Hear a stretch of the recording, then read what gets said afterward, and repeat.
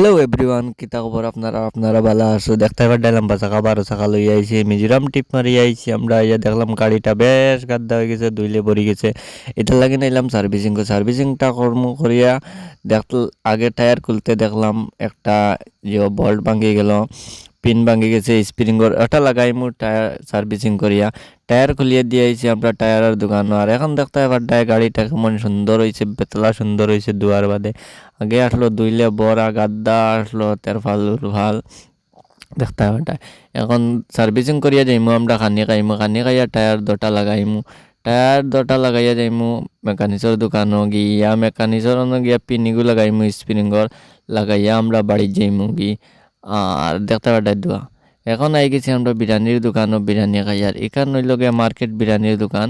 আমরা এই বাজু সবে বিরিয়ানি খাইনি, এখানোর বিরিয়ানি যে মজা লাগে খাইতে।